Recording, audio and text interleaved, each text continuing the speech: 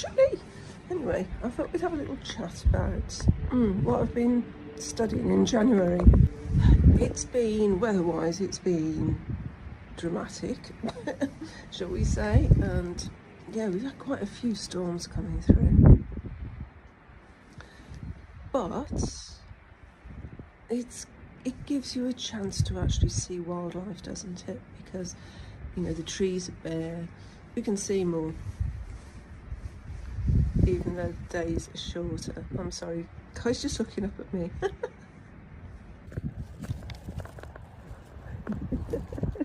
Fantastic, Kai. You're so happy.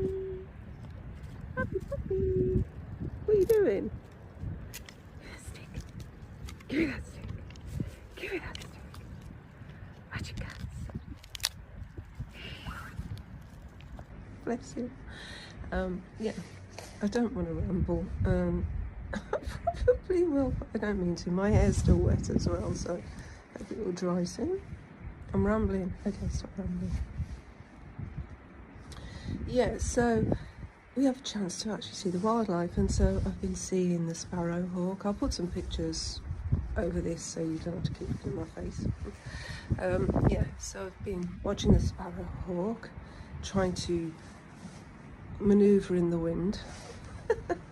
Amazing birds they are.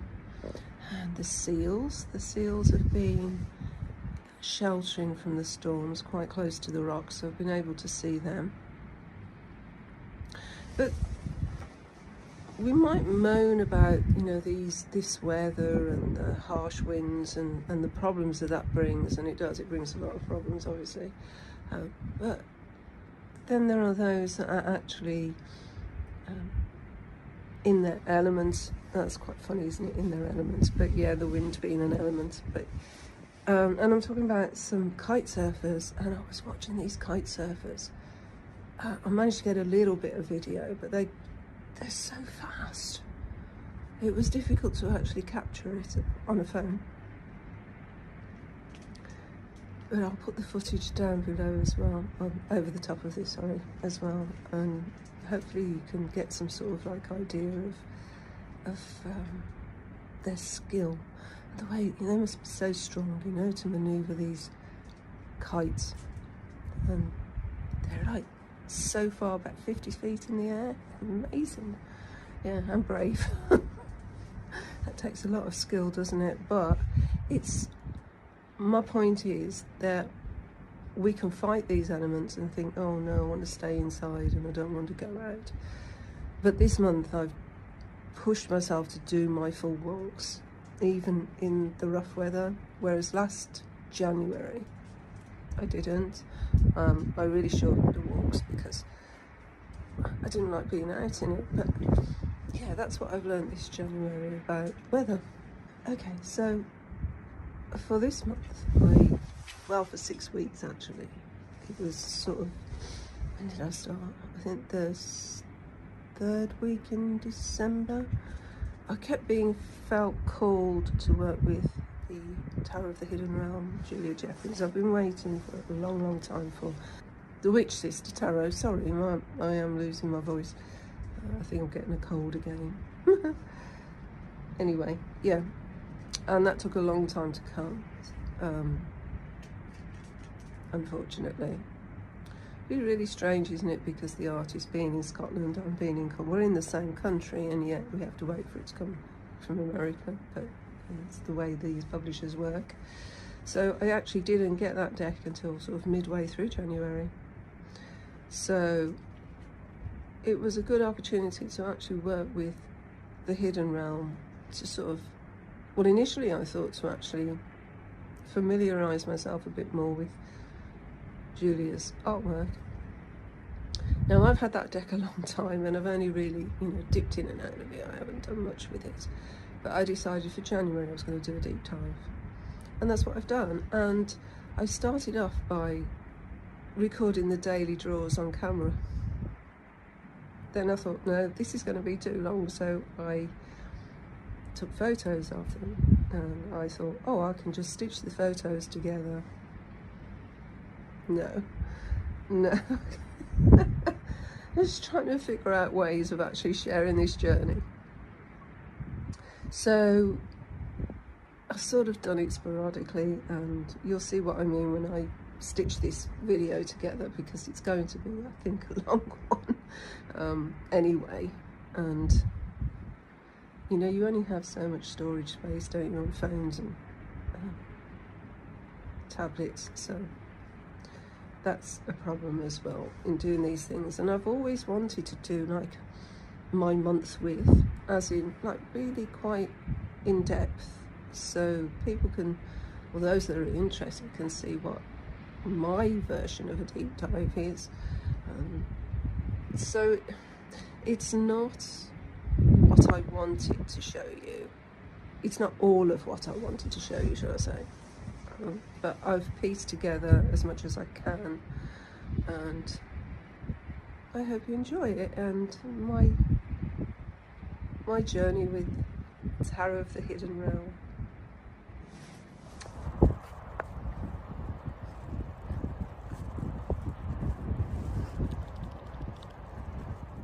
So today is the 30th, so I'm nearly actually at the end of this deck study, because I decided to do it for January, and I decided to work alongside the Moon Diary. So the Moon Diary is my main diary for the year of 2024, and this diary is focused on two things this year. It's focused on the Fae and it's focused on flowers.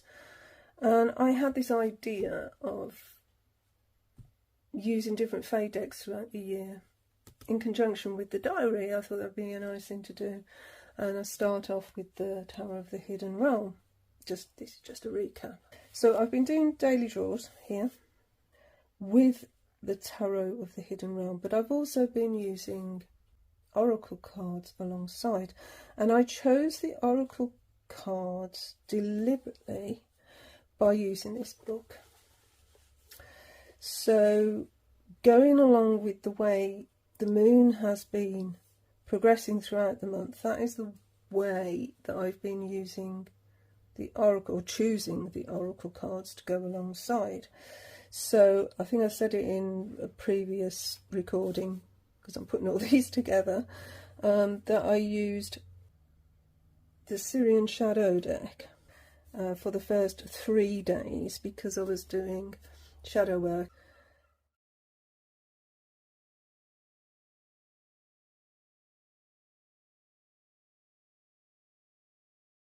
I thought for the rest of the month I'll actually shuffle the cards on camera and draw my cards on camera.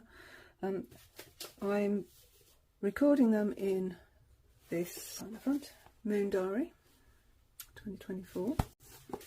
So here I've recorded the first 2, and also I am doing further writing in my journal. So yeah, that's how I'm doing it, just to be clear.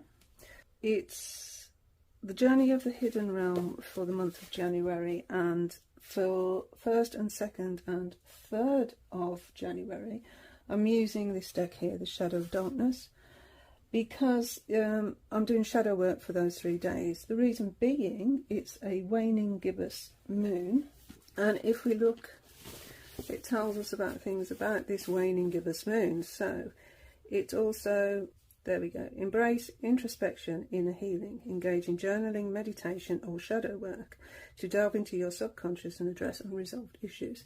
So I thought that would be an ideal time for these 3 days to use this Shadow of Darkness, and I will change up on the 4th the oracle deck that I use.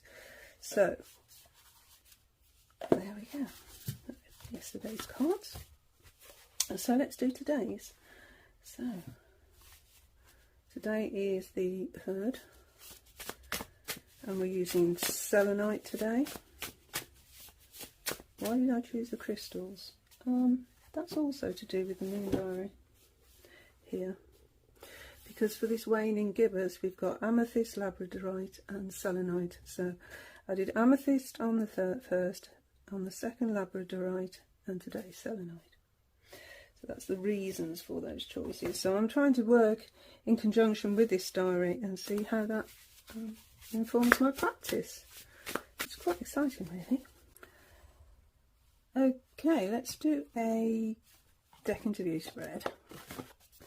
This one is one of my favourites. Where did I get this spread? I've sort of adapted it. It was somebody called What She Said. I don't know where, it might be Instagram. I'm not sure. If I can find where I got it, I will share it. But anyway, I do 4 of the positions because they're questions that I really like for a deck interview spread. So, this is a 4-card spread. And the first position is, what advice would help me to learn working with you, working with this deck, working with the journey into the hidden realm? Entrapment. So I would say, don't get caught up, don't get bound in by traditional tarot meanings. This is a deck out on its own. This has got messages. You can see this crow here. This has got messages from the hidden realm. This is a deck to listen with. Listen to your intuition. Signs. Listen to signs. Yeah, I feel a real call to listen with this deck. And by doing so, that will free me from any constraints that I might otherwise find. I will look at the guidebook in a bit, but that's what I'm getting from that card. How might you help me grow as a reader is the next question. How might you help me grow as a reader? How might you? The 5 of Wands. This is competition, but it's a Wands card. It's a will card. 5 is chaos. Challenges. So I think this deck is going to challenge me, but to take on that challenge. Yeah, take on the challenge of the deck, and I will grow as a reader. That's what I'm seeing there. Where will I struggle? Where will I struggle? Where am I likely to struggle in working with the deck?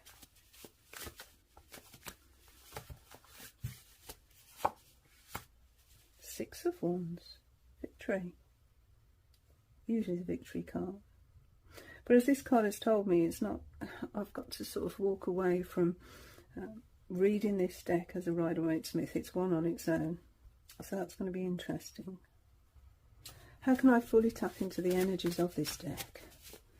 How can I fully tap into the energies of this deck?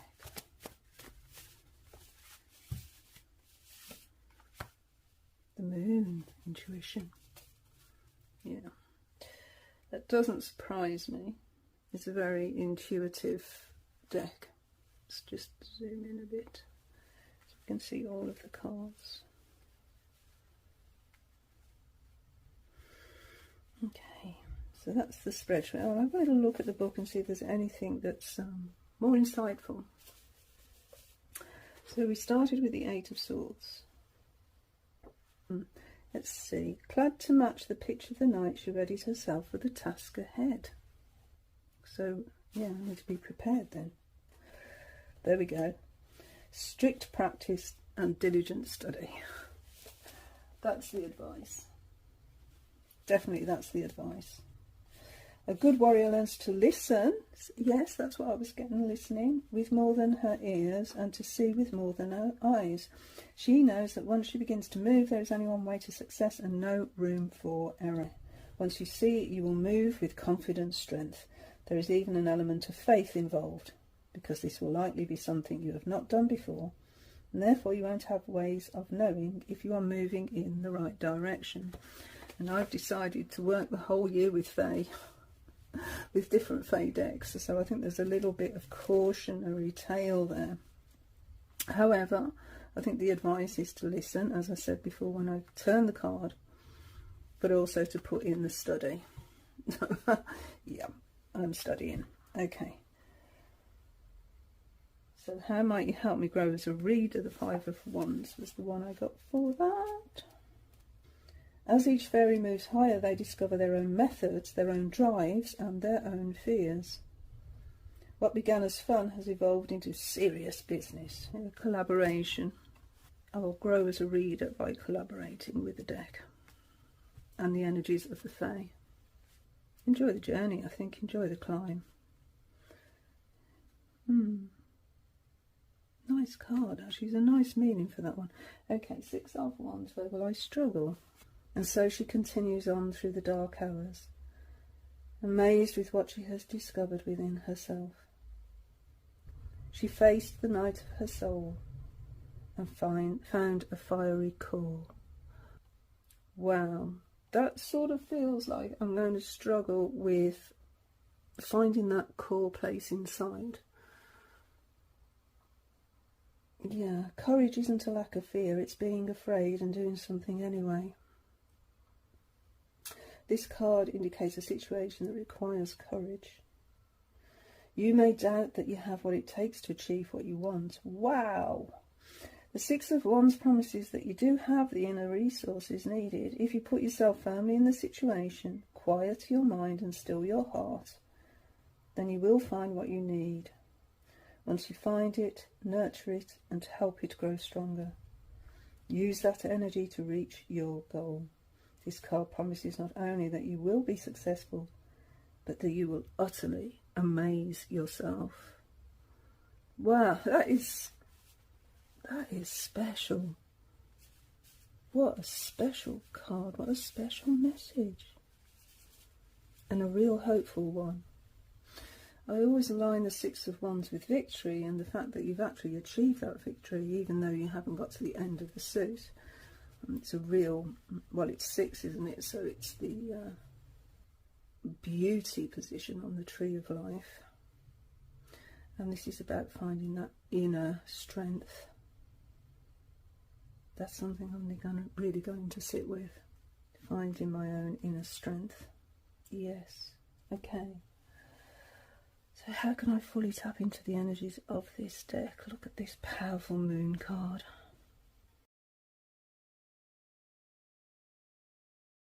On the 4th day, I decided to go with the Wild Kuan Yin, which is this deck here. I just used the pocket version, actually, and that's the card that I pulled. Here it is. God, I love this deck. It's gorgeous. You can see that. And it says keeping it simple, and I thought that was a nice message for the year, actually. Don't go too silly, too over complicated, just keep it simple. It says your mind may convince you that manifesting your destiny is more difficult or complex than it needs to be, yet the guidance of the Divine Mother is to keep things simple. Do what you can do, let go of everything else. And so there were a couple of days where I didn't pull oracle cards, which was the 12th and the 12th, the 13th. I actually missed a day, the 21st, but I didn't beat myself up over it because I took this advice about keeping it simple and not overcomplicating things and not worrying too much that, am I doing it right? I just sort of went with the way that the month was going and not berating myself. So I recorded them here on this month at a glance, as I said, using the moons and the information on the moons from this book, which, yeah, proved really useful, actually. So, yeah, so like using a waning crescent, release and surrender. It tells you a bit about what the waning moon is all about, some correspondences that you can use alongside, and advice of what to do at this time of year. So for the waning crescent, reflect on your intentions, clear space for new beginnings and create a sense of openness. We started off with Capricorn, and Frostina is the Fae, and the birth flower is Carnation. Now, what I thought about doing, but I haven't done, was to get the essences. So you can actually buy, you know, these essences of these flowers, and use it throughout the month, but I thought it's going to actually work out quite expensive, so we didn't do that. But we've got ways here of working with these energies. So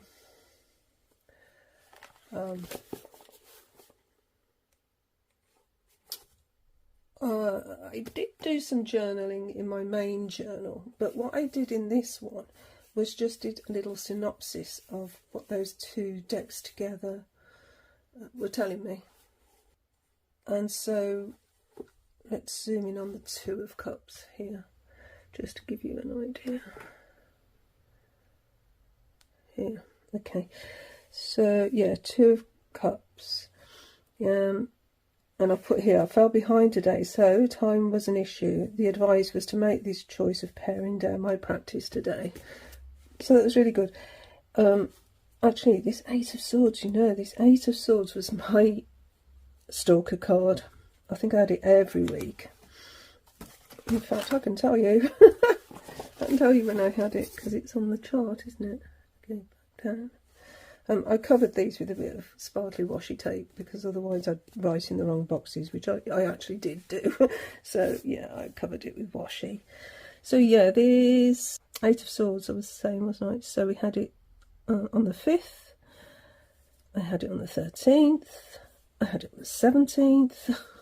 I got away with it for this week, but then I had it on the 29th, day before yesterday. So it's clearly got a message for me. And the Page of Cups as well came up a couple of times. So doing it this way, oh, and Fortune Fairy. Anyway, doing it this way, I can actually see these repeating cards at a glance. I can also see when I had major cards and when I had Wands, Swords, Pentacles or Cups, because I colour coded. So Wands I wrote in red, Cups I wrote in pink, Swords in blue, Pentacles in green, and you notice I had the Queen of Pentacles twice, and that's the only Pentacles card I had, and the Major Arcana in purple. So 1, 2, 3, 4, 5, 6, 7, 8, 9 majors out of 30 days. So a third of the pulls were actually major cards. And on the new moon and the full moon, I actually did the spreads, which I've already put up by now. You will see them in the video that I've recorded. I've just put everything together. It's been difficult actually to work out how to do this, but anyway, this is the way I've done it, so I hope it's of some use to somebody somewhere along the way. Now then, there was a couple of things I wanted to highlight in these drawers. Well, first of all, I'll just go through the decks that I used. So yeah, for those first 3 days, I used the Syrian Shadow deck. You can see that pretty much at the beginning of the video I did that. Then I did that Wild Kuan Yin, which I've shown. Then I did, oh yeah, Beloved Dead. I've got a stack at the side here of the decks that I used. So yeah, the Beloved Dead. I've done a full walkthrough of this, I'll link below. And the reason I used the Beloved Dead was because of the Moon Diary book. So we were in a waning crescent, so it tells you here, waning crescent. So if I go back, find myself the waning crescent, which is release and surrender. It says engage in meditation, prayer or rituals to connect with your guides, ancestors or higher self. So I decided I'll do some ancestral and used this Beloved Dead oracle. So I had, if you don't know about this deck, you invite your ancestors or your spirit guides to actually sit in the spirit throne, and then you draw. So I had Labour with the Eight of Swords. That Eight of Swords just kept coming up. Shall I find it? I'm not going to do this with every pull because it will take forever. This video is already going to be quite long. It wouldn't be wise to actually do that, but I will do it for a couple of them. So that 8 of Swords, and notice how that stare is so direct, so direct. So I had that with Labour, and that's quite interesting actually. There we go, Labour. And part of the message for the 8 of Swords was, I sort of felt like this deck was telling me off sometimes. Part of the message of the 8 of Swords is about strict practice and diligent study, and then we have Labour. So it's very direct. This deck is so direct. These 8 of Swords kept telling me to do the work.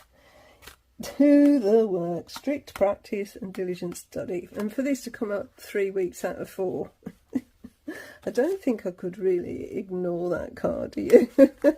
Yeah, so I used, anyway, this Beloved Dead for the waning crescent moon. So that took me up to the 11th, which was the new moon. So throughout the month, I didn't pull from this deck, I got a Spirit Oracle deck, but what I did do was take note, because at the back here, we have the different moons, and then the lunar energy from the goddess. So for the new moon, it's Hecate. So I did make a note of that when I was doing my spread.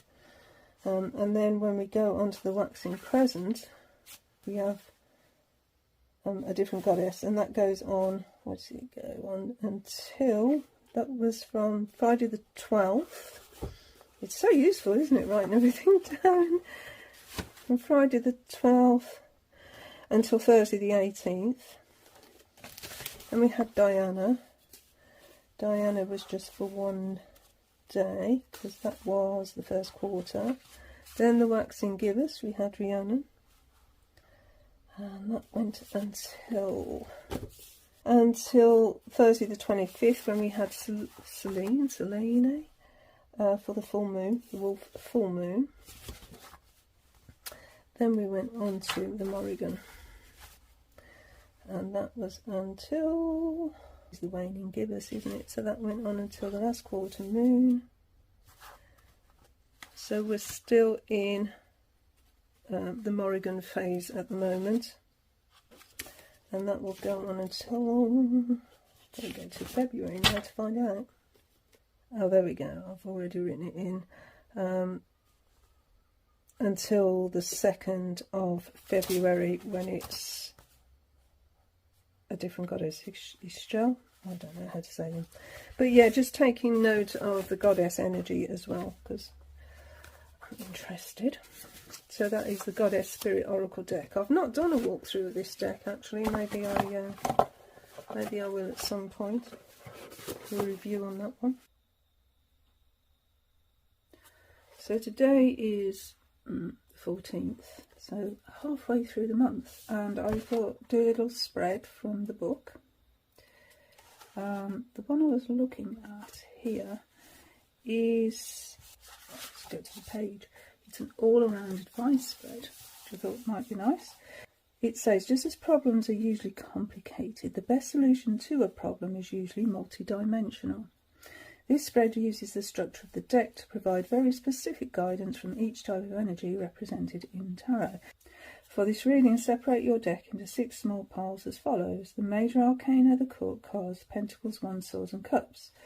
Let's shuffle each small pile and lay down 1 card from each, like this. And here we've got the layout.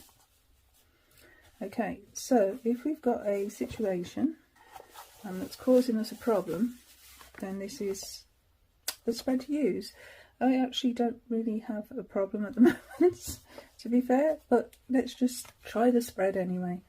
The court card, this represents you in this situation. In this card, you will see what aspect of you is most present and reacting to what is happening. Okay, so if you think of something that's happening at the moment that's causing you a problem, then this card represents you.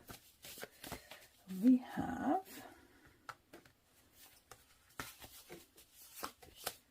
the Knight of Cups. So for the majors, which is this top pile here, this card represents the lesson that is woven into the situation.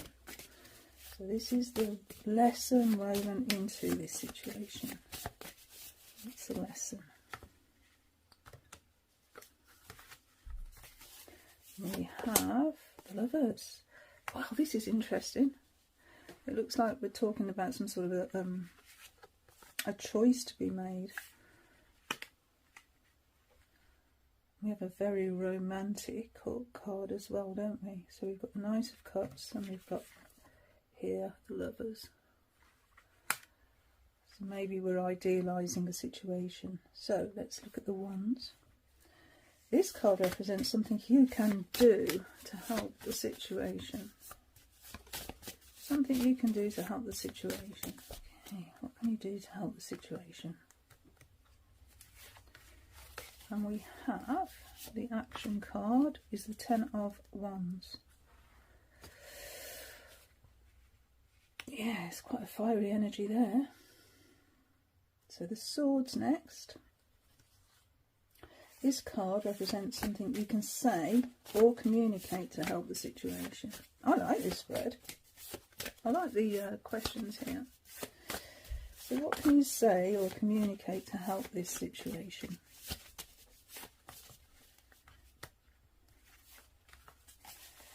And we have the Three of Swords. What's the next? Cups. This card represents a feeling to encourage or express that will help with the situation. So a feeling. What feeling can we encourage or express? What feeling can we encourage or express?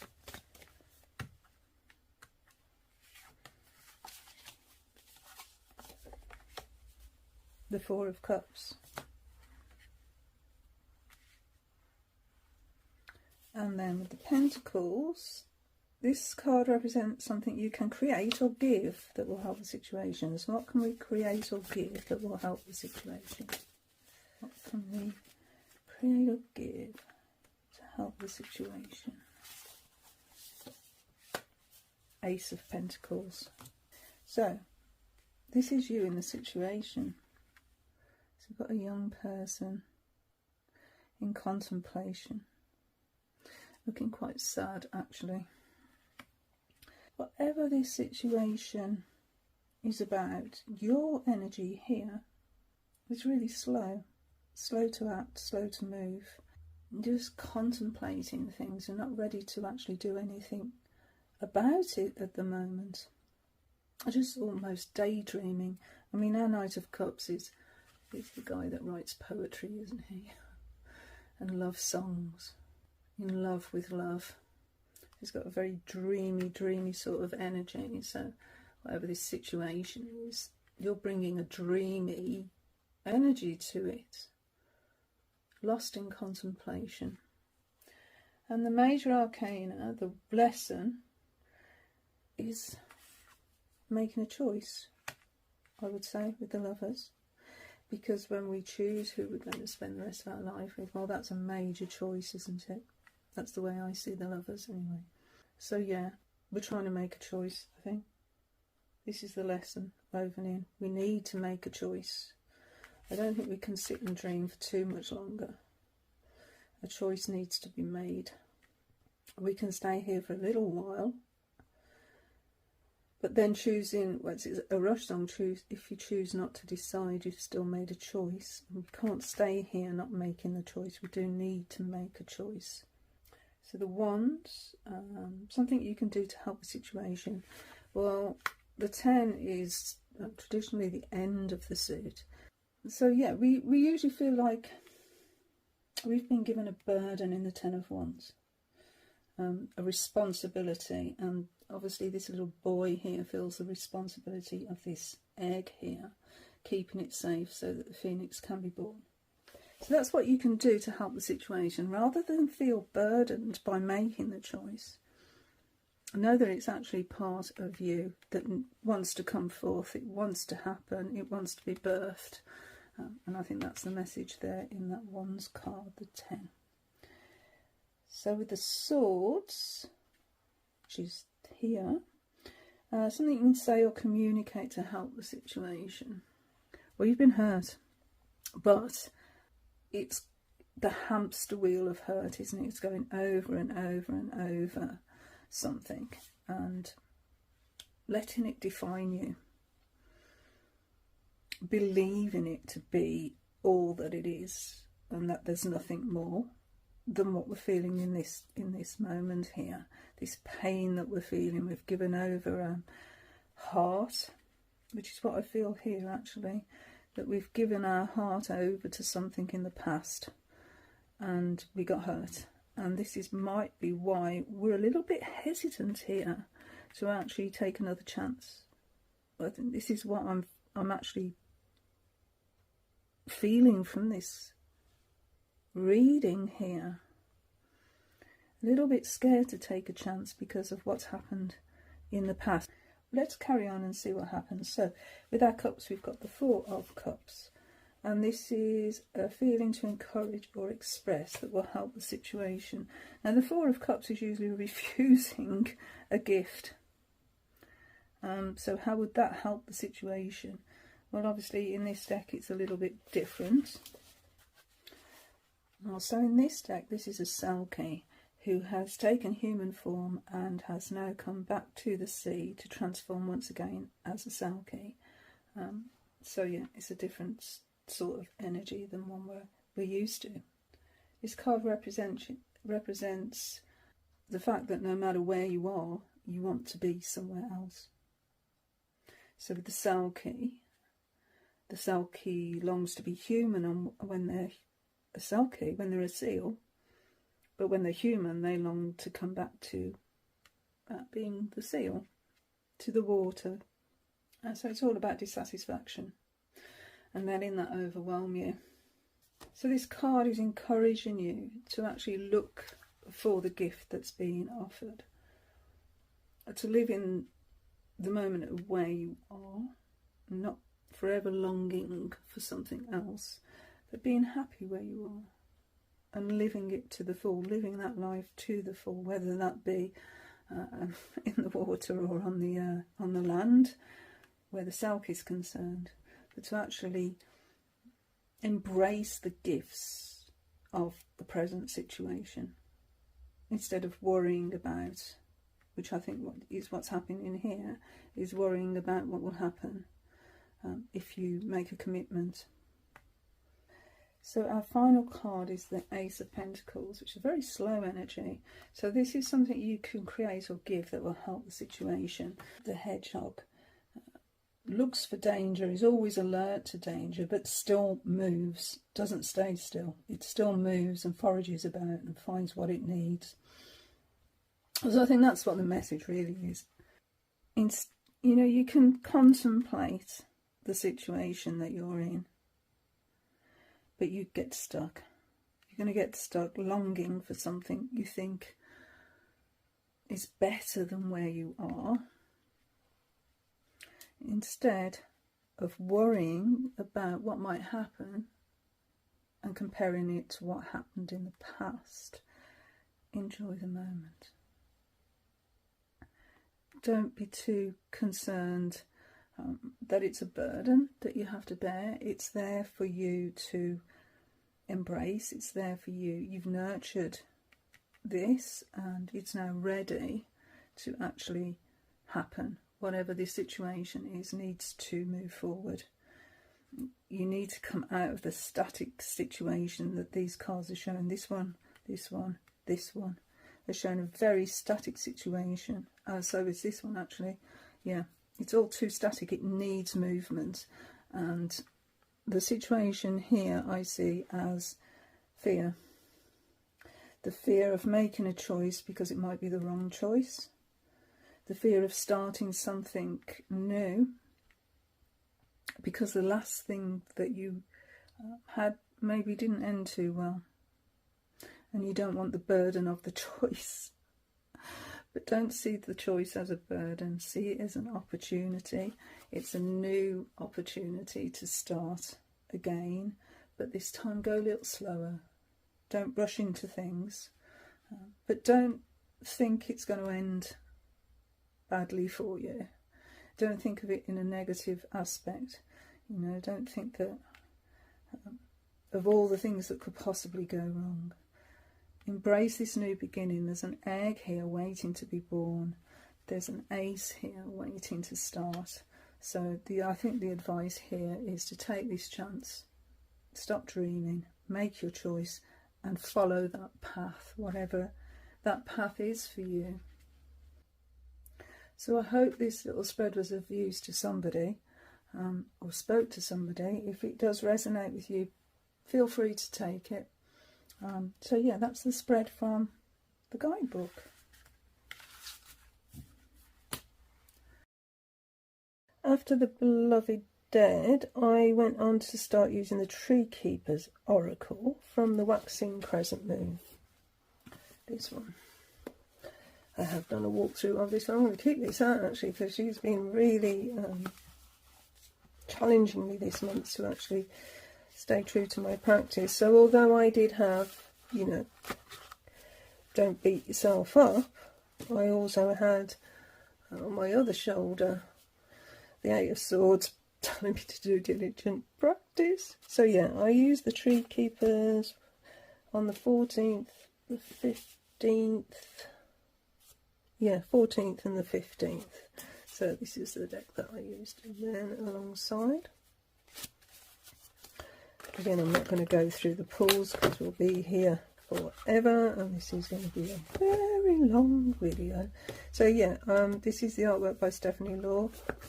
Yeah, then I thought, because the diary is also about flowers, flower energy, I'd start using the Botanical Inspiration. Because I thought, well, why not? That's, you know, that's all part of it. So that's this deck here, Botanical Inspirations. And that went along really nice actually with the energy, I found. Really nicely. So that's by Lynn Arahu, I think. Everything I'm showing you actually are mass market decks. Yeah, no indie decks here. So all nice and accessible. I just felt called to pull from that sacred, yeah, Sacred Mothers and Goddesses. So I decided to pull from this on the 22nd for the Waxing Gibbous. It just seemed, I don't know, I just felt that day that I wanted some comforting energy, I think. That was the way I was personally feeling, and this was the deck I was drawn to. And I actually only used it for that day. So this is Claudia Olivius. Okay. It's a very gentle. Actually, this is the card that I pulled, Lakshmi. Abundance and good fortune. The Wolf Full Moon, I did a spread. Okay, so today is the 25th of January, and that means it's a full moon that we can see here from the glyph on the month at a glance. And so yeah, we have a full moon and it's the wolf moon. So if we go back and find, there we go, 25th wolf moon. And here we have a page on the full moon, Feel the Power, and what it's all about. So here we have some information on the January wolf full moon, and it's in Leo, so at 7:55 in Leo. Okay, so we have a section on the magical intentions. It carries the energies of the winter season, the spirit of the wolf. And the moon's energy is at its peak. It's associated, there we go, associated with transformation, renewal and inner strength, much like the wolf's nature. It's time to harness the energy of the wolf, embracing our instincts, intuition and wild nature. The wolf moon offers a unique opportunity for setting intentions, releasing old patterns and connecting with our inner selves. A time for emotional healing, personal growth and embracing the magic of the natural world. By tuning into the energies of the wolf moon and working with its magic, we can manifest our desires, tap into our intuition and walk our path with courage and determination. So that courage there is where Leo energy comes in, I would imagine. So we have our correspondences here. So the animal spirit is obviously wolf. And what wolf represents: intuition, instinct, the power of the wild, strength, loyalty, community, family. The colours are white, silver and blue because it's cold winter season. And also for the moon's radiant energy, the crystals are moonstone, yeah, clear quartz and labradorite. And we have some labradorite. Look at that. Did you see the spark? Yes, that flash. Lush. Okay, and these crystals enhance intuition, psychic abilities and connection to the lunar energies. The herbs are sage, frankincense and myrrh. Intentions: transformation, renewal, intuition. Rituals: divination, dreamwork, meditation. Activities: howling at the moon. I read a book somewhere where it actually encouraged you to howl, to actually, you know, get down on all fours as if you were a wolf and howl at this time. But I don't think my neighbours would appreciate me doing that. But we can moon gaze. Well, can we moon gaze? It is so cloudy outside. It's raining. It's blowing a gale. So it's probably not a good idea at the moment. And nature walks. Well, I have been around the coast today. So this helps you attune to the energies of the wolf moon, connect with the natural world. So that's the page, or synopsis of the page on January wolf full moon. I am getting on so well with this. Yeah. So there is a Facebook page called Wicked Teachings, and I found some information here. So the wolf moon is also called the cold moon, the winter moon and the old moon. And then it talks a bit about January being named after Janus, who is the Roman god with two faces. So he looks back towards winter and forward towards spring, and we're all looking forward to spring. So it's beginnings and endings. So it talks about things that we need to focus on, as in things we want to change, transform, end and be released in our life. So we could use that as a tarot spread, and it invites you to use your feelings to guide your life, to make decisions. We're at a crossroads, and it's in Leo. So Leo fires might seem out of control, but they will calm after burning what lies in your way. And you will feel a clarity and see everything for what it is. So we're using Leo energy to burn away the old, stuck and negative energy, to cleanse our spirit, which will help us physically and emotionally. So it's like the phoenix having to die and be reborn from the ashes. Oh gosh, that sounds yeah, that sounds very challenging really. But anyway, with all that in mind, I thought I would use the strength card from the deck here. Let's put this to one side. As our focal point, because it has a wolf on the card. Strength is associated with Leo, and it's the wolf moon in Leo. And I thought we'd use this to do the spread here about what is hidden, because when we work with the moon, we're working with unseen influences. So I thought if we start with strength, ask the question, how can we find our strength in this wolf full moon? So the wolf in the strength card represents our wild parts of ourselves that we might be, we might feel a little bit ashamed about, or we think society might frown on us for. things we think may be unlovable about ourselves. And the fact that they can manifest in very negative ways if they're not dealt with. You know, we can lash out at others. So we need to be able to integrate this energy, this wolf energy, into our lives. So yeah, let's have a look at the spread. And it's the first position that we're going to ask in this spread here is what is hidden. The second is the gift. The third is the challenge. And the fourth is the reward. So yeah, using this strength card as our anchor. Let's see. I keep pulling the fortune fairy so many times this month. Anyway, have a look. So what is hidden? What is this full moon hiding? So this is the key to solving your problem or resolving your situation. It's what you need to acknowledge and use, and it's likely something that you've overlooked or discounted. So what have we overlooked or not paid any mind to, and that's remained hidden? I think that's a good question. As always, if this reading resonates, then please feel free to take it. Okay, so what is hidden? And we have the Five of Swords. So we're being pretty defensive here, aren't we? I think we're having to be defensive. We think that we're being attacked. We feel we're being attacked by outside forces. We're in a very defensive position here, in a very stressful situation mentally. So our own thoughts could be attacking us, I think. I think that's where I'm going with that one. I think our thoughts, our own thoughts and our own way of seeing the world is causing us stress.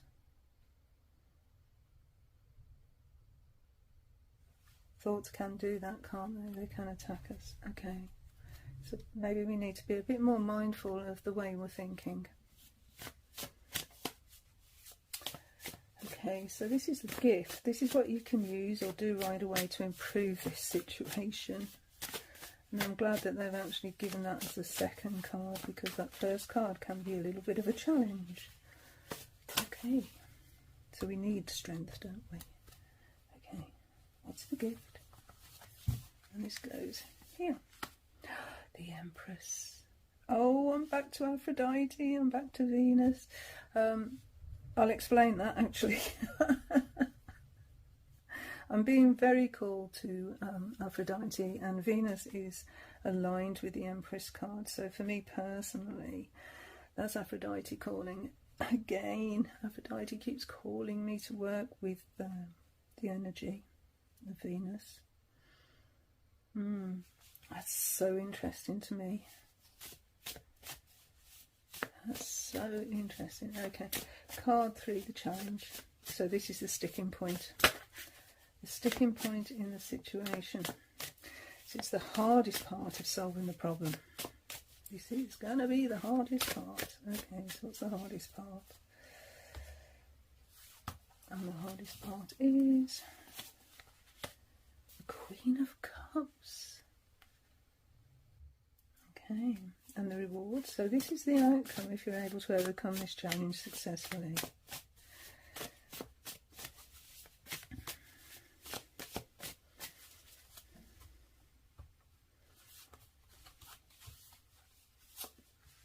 Yes, the Fairy Stallion. We know what we want and we're going to go full steam ahead and get it. Okay, now this is beautiful reading. So let's look at this as a whole and see what we have here. So in our first position, this is what's hidden on this full moon. And we have chaos. We have a 5, which is chaos, and we have swords, which are thoughts, words. So this is a very difficult energy. However, we have a warrior person here with a shield and a sword. And so the sword here is being used to defend themselves. by deflecting the attacks. We've got 1, 2, 3, 4 birds there, but we have a 5th one here that's been overcome. It's falling to the ground. Now, if you remember, these are words or thoughts that we feel are being driven towards us, then this shows me that we actually do have the power to overcome them. Whether they're thoughts or words that are harsh, we are speaking to ourselves, which is very often the case, or whether we feel like other people are having a go at us, we have the power here to actually overcome this. And this could be the wolf, this could be the shadow, this could be the demons that we're dealing with now. The demons could be in our own head. We need to acknowledge this. We need to actually take notice of it, and we need to actually deal with it. If we do deal with it, this is the gift. And the gift here, as I said, is the Empress. And the Empress is all about nurturing, creativity, things that grow.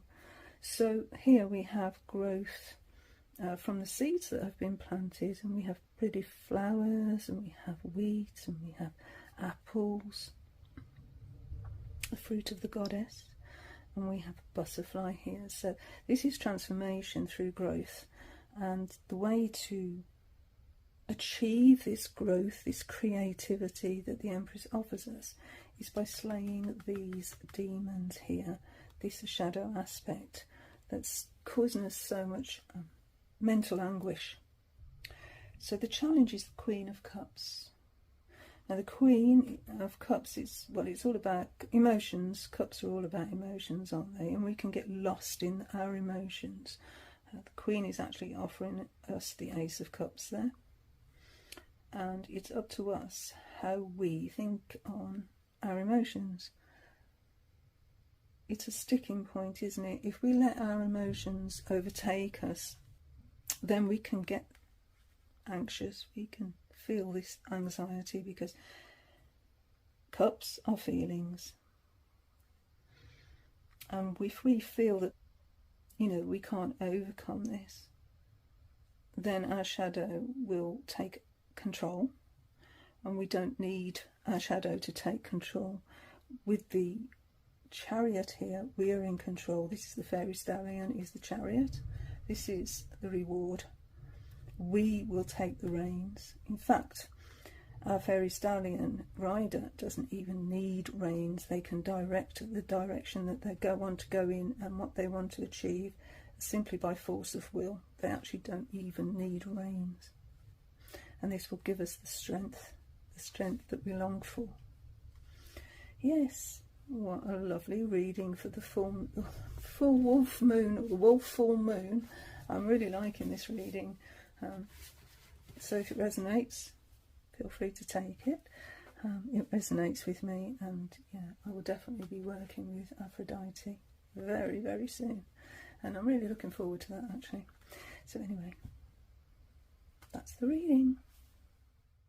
On the 17th, yeah, I used this deck, the Queen Mab Oracle. God, this is an amazing deck. This is such a good deck that it sort of reminds me a bit of Alana Fairchild's decks, but not so text heavy. I've really enjoyed this one, actually. Darkness as a Bride. I had Darkness as a Bride, and guess what I had it with? The Eight of Swords. Oh my days, that pulled me up. That pulled me up, really did. It was, yeah, a lot to take in, that one. Since the 25th, I have been using the Imulk Season of the Witch, because we are coming up to Imulk, and I wanted to start getting that energy, feeling that energy, and so that's what I've been using ever since. So on the 27th, on Saturday, I drew these two. The Five of Swords from the Hidden Realm and Self-Ceremony from the Seasons of the Witch Imulk. And the first thing that struck me were the birds. Look at that, for a correlation between two cards. It was just amazing, I thought, absolutely amazing. And yeah, the messages that I got from this pairing, really, really profound. And then on the following day, on Sunday, I got the Star and Bridget, and I thought it was lovely that I got Bridget now, you know, when we're just starting to come up to Imbolc. I thought that was lovely. And the Star, and then again, look, the stars and the stars echoing from one card to another. So my point there really is that these two decks work so well together. So yeah, those are the pairings that I've been doing and the reasons behind them. This is an incredible book to work with, actually. I find it so useful to actually refer backwards and forwards between, so that I can actually correlate between the cards and the phases of the moon, and it's been really useful to work that way. I've enjoyed it, and the only thing I found a bit difficult is going backwards and forwards. I'm actually already damaging the pages. You can see that one's bent, so I don't know what to do about that, because I have to go backwards and forwards, don't I, between those pages. Maybe I'll find a way of tabbing them. That might be an idea. But yeah, but that's the way that I've been working with the diary and the cards. It's the 31st of January, the last day of my deck study with the Tarot of the Hidden Realm. And today I pulled the Five of Wands with the Horned Owl from the Seasons of the Witch Imbolc Oracle. So, very shiny deck. Oh, that's nice. I just looked at the bottom card, but yeah, I got the Horned Owl. Become the shadow that watches, keeping quiet while moving intentionally. And that figure curled up. Isn't it beautiful?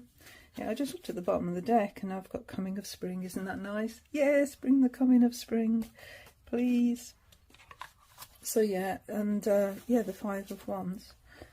Then I looked at the bottom of the deck. I looked at the bottom of the deck and it was the World. And I was sort of asking about the completion of this deck study. And so what I thought from getting these two cards, and from getting the Horned Owl actually, but the message I was sort of feeling from these cards was, it's going to be a journey this year with the Fae. But if I am willing to use these different decks, and I'm willing to study throughout the year with the Fae, then I can reach higher understanding, and it'll open a whole new world for me. And I thought that was a really nice way to end. And I'm just going to read a little bit from the book for the World card, because there was a bit that I saw that was like beautiful. So the World card talks about cycles, and part of it says, no matter what cycle you are in, you will be changed in ways that will affect you as a whole person. And so I think, you know, my year long with the different Fae decks and connecting to Fae, that could be the message really. And so more than anything though, this card celebrates the successful completion of something you're determined to achieve. And I am determined to achieve this whole year-long journey. It says we tend to rush from one achievement to the next goal. In doing so, we miss part of the gift of this experience. Reflect on what you've done and how you've changed. Feel it in all areas of your life. Acknowledge and appreciate what you've done and how others have helped. So that felt so profound for my 2024 plans with the Fae. The gulls are getting a little bit noisy, as usual.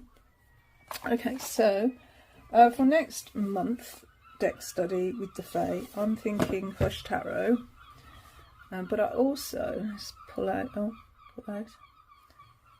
I also want to work with the Witch Sister as well. So how these two will work together, I'm not sure. I said it in the last video I did with the Laputin Oracle. I'm trying to figure out how to incorporate the Witch Sister and the Hush Tarot, whether to do 2 weeks with the Hush, 2 weeks with Witch Sister, including the Laputin Oracle. So that's, yeah, that's the way I'm sort of thinking for February. Anyway, thank you for joining me on my journey, and it means the world to me. I'm going to be a bit coy now, a bit twee. I don't know what the word is, but yeah, thank you for joining me on this journey. Even though, you know, we all read cards differently, don't we? And I've shown you a little bit of my process of working with these cards in spreads as well as daily draws. But yeah, to just clarify that the way I'm reading it might necessarily not be the way that you would read the cards, and that's perfectly fine. We all have our own ways of interacting with our decks. But it means the world to me that people have subscribed to my channel. I think I've got nearly 500 subscribers now, and I never ever dreamed that would happen, and I'm so happy. And yeah, thank you for being here, and until the next video, bye friends, bye.